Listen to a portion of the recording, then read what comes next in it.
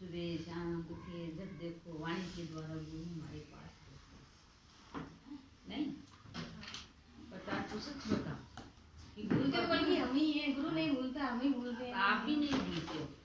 ऐसा दादा ने पाठ पढ़ाया है, इधर आ जाते ऐसा दादा ने पाठ पढ़ाया है हमको, जैसे गुरु भूले ही नहीं। हर शब्द में गुरु याद रहता है, हर शब्द में गुरु याद रहता है। यहाँ बैठ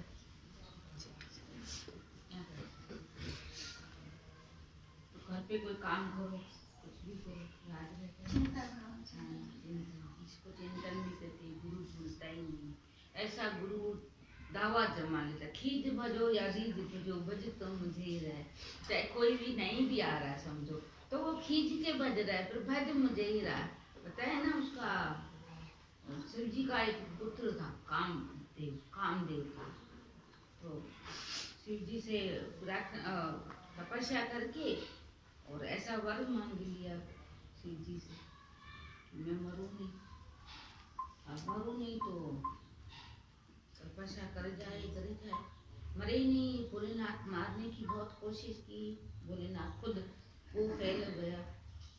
फिर ब्रह्मा जी को पता चला कि शिव जी भी परेशान हो गया, ऐसा पुत्र हुआ है, और क्या करें। तो शिव जी ने और ब्रह्मा जी ने एक चाल चली। ब्रह्मा जी ने कहा, भाई शिव जी को, आपकी सारी तपस्या फैल हो रही है, आपके पुत्र से आप ही निराशा हो रहे हो।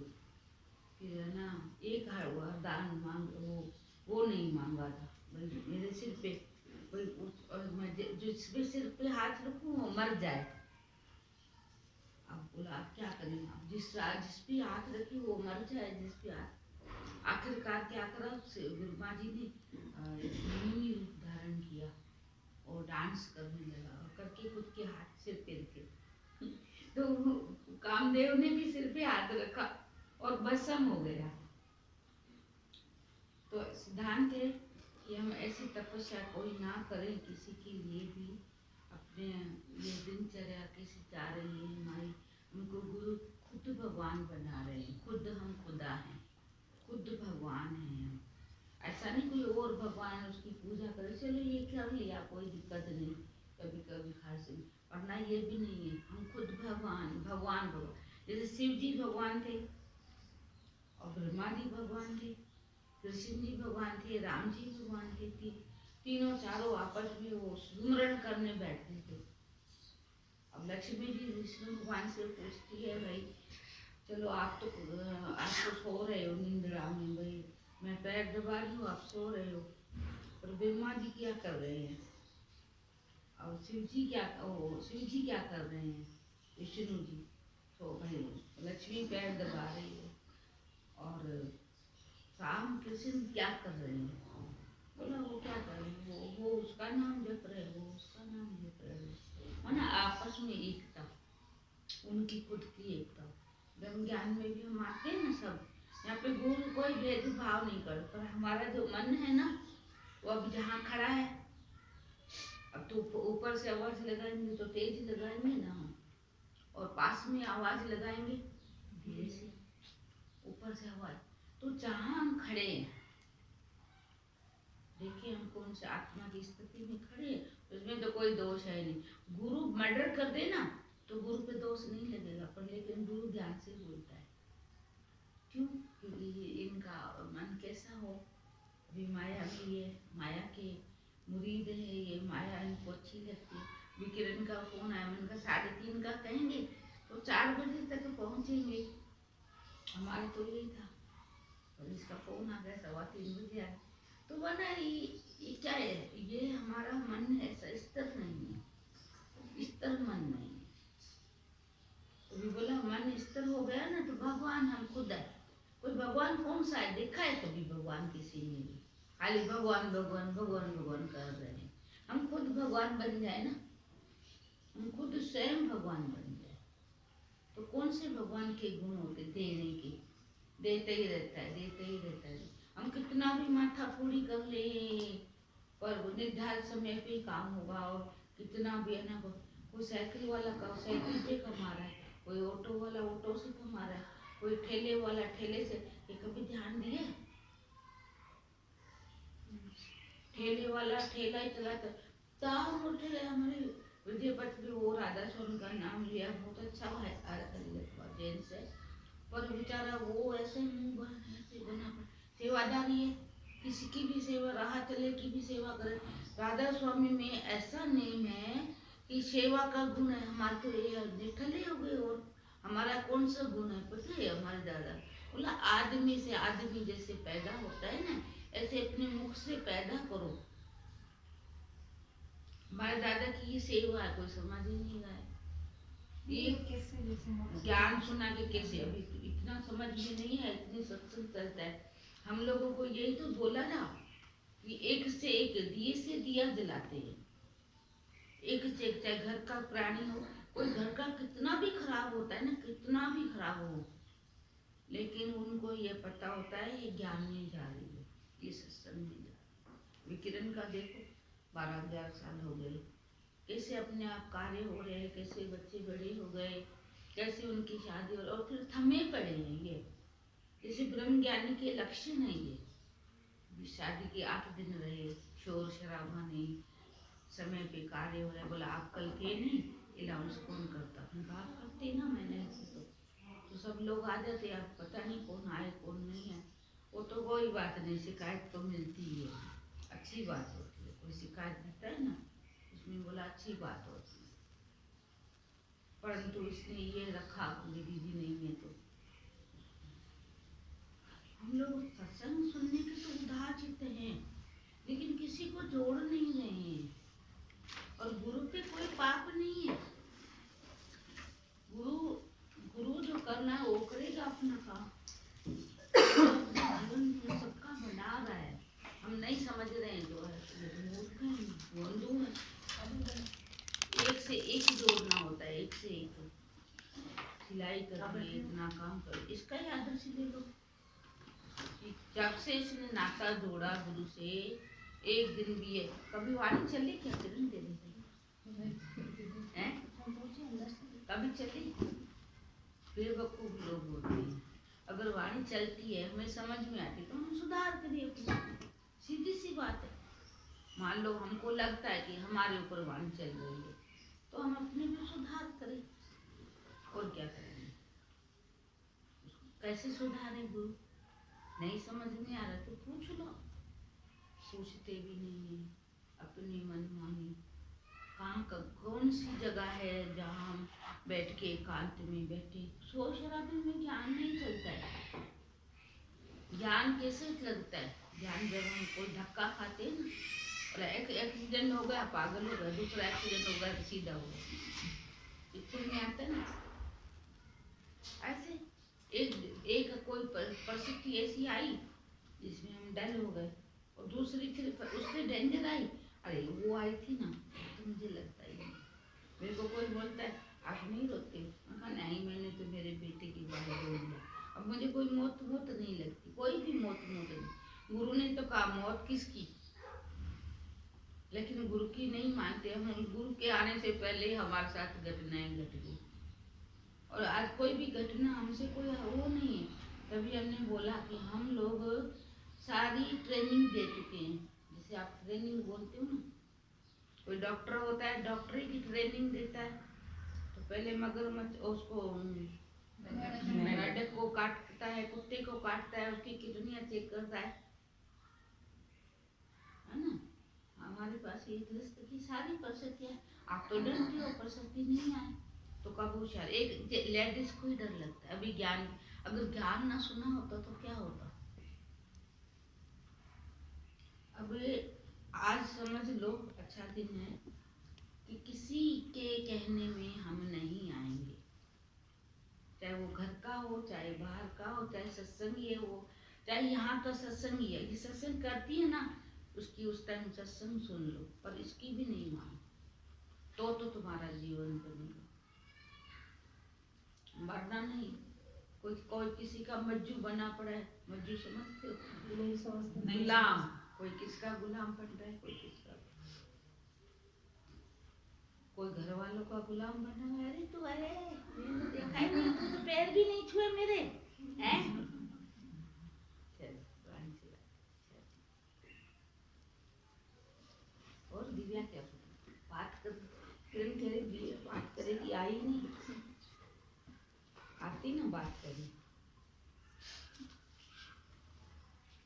बात भी कर लेना, अभी तो समझ में भी नहीं आएगा।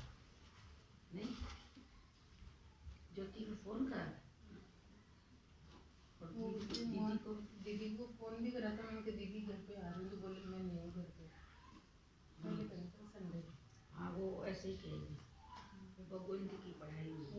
फिर दीदी मैंने कहा था आधे रास्ते तो आगे दीदी थोड़ा सा ही बचा है अभी, बोले नहीं घर पे नहीं हूँ। फिर दोबारा बोली थी ना व्हाट्सएप पे डाल देना कार्ड, फिर डाल दिया तो फिर दोबारा बोली तो मैंने कहा दीदी डाल दिया व्हाट्सएप पे, आप घर पे आ गए तो आ जाओ। हाँ वो ऐसे ही करती रहती है। चलो कोई बात नहीं। शादी का सत्संग वैसे ही होगा, थोड़ा सा नाचना। और दिव्या कुछ बोल रही है तू बता तेरा अनुभव। हाँ दीदी, जैसे गुरु के करोड़ करोड़ ठिकाने हैं, जैसे इस ज्ञान में आने के बाद में हर चीज़ की समझ मिली है। सच्ची खुशी तो यहीं मिलती है हमें। जैसे अब शादी हो जाएगी। हाँ कोई बात नहीं, होगी तो सही ना शादी। हाँ तो जैसे वहाँ पे भी कैसे अपन को एडजस्ट करना है, वो सब चीज़ की समझ में सब आगे से आगे होता रहे, सत्संग में चलता रहता है। ऐसा घबराने की जरूरत नहीं, झूठ नहीं बोलना वहाँ पे भी, भले वो लोग झूठ बोलते हों, झूठ में इतना फंसोगे। कई लोग अभी भी मेरे को बोलते हैं, उसके सामने हाँ कर लेते, बाद में करते करोगे, तुम्हारी बेड़ा गर्क होगा, हमारा क्या जाएगा। झूठ किसी से नहीं, पहले दिन जो तू इम्प्रेस डालेगी ना, फर्स्ट दिन और लास्ट दिन वो ही रहेगा। अभी जो होती है कुएं में कूदना हो ना तो भी अपने पति को बुलाती है। मैं कहती बतूल नहीं मम्मी, उनको बहुत चिढ़ लगेगी, साथ में पति को लेके जाएगी। झूठ पति से तो कभी नहीं झूठ बोलना, वो 10 बार आजमाएगा आपको।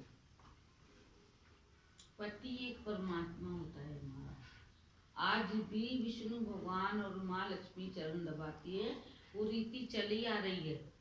आज हम घर की लक्ष्मियाँ हैं और हम अपने पति की पूरी सेवा करेंगे।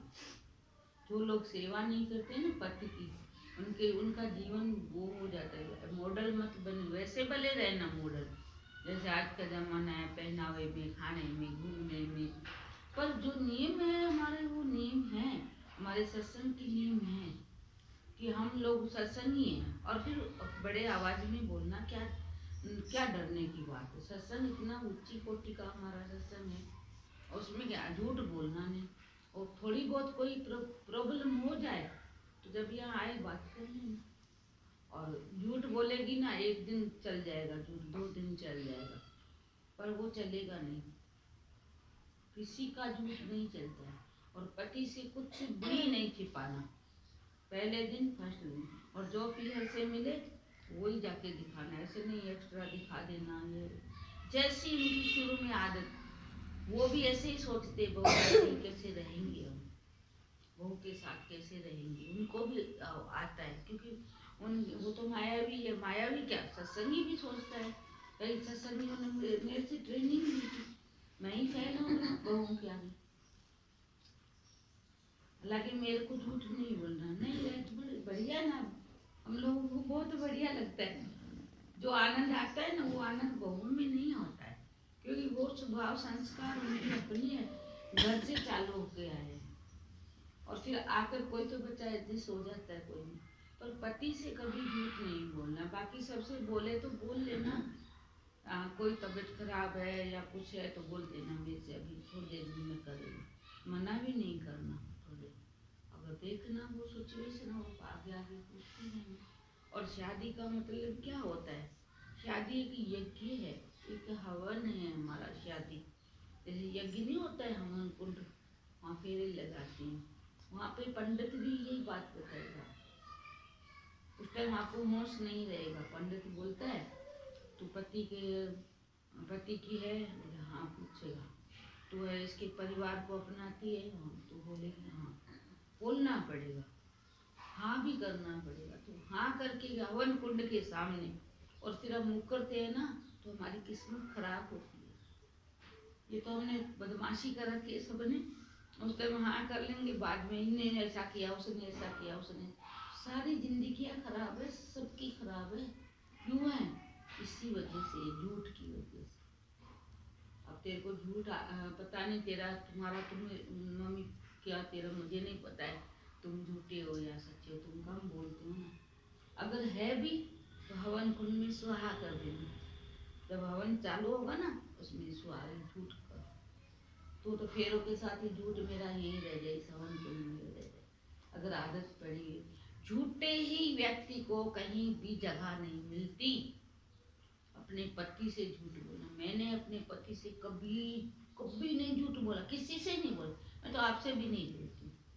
तुम मुझे भले गुमराह करो, थोड़ी देर के लिए करोगे, बाद में मेरे को तो भगवान की दया है, इतना ही कोई गुमराह करे, वो हार जाता है, गुमराह करने वाला हार जाता है। पता है कि तू लिखवा लेना मेरे को, चाहे तो मैं लिख दूँ कि जो झूठ बोलता है उसका बेड़ा गर्क होता है। तो तुमको तो ये बहुत सुंदर बात लगती है कि देखा मैंने पागल बना दिया, देखा गुमराह कर करके आखिरी वो क्या कहेगी, इसकी तो आदत ही थी। दीदी जब आपसे बात करी थी ना, भाई ये लड़का देखने जा रहे हैं जैसे पक्का, आपने कहा ये बातें करना, तो इसने करी थी, तो मैंने कहा ये उनके लिए नहीं भी तेरे लिए भी है, दोनों की आसपास है, तू उनसे प्रॉमिस करा लेगी तो तेरा भी तो फर्ज बनता ना।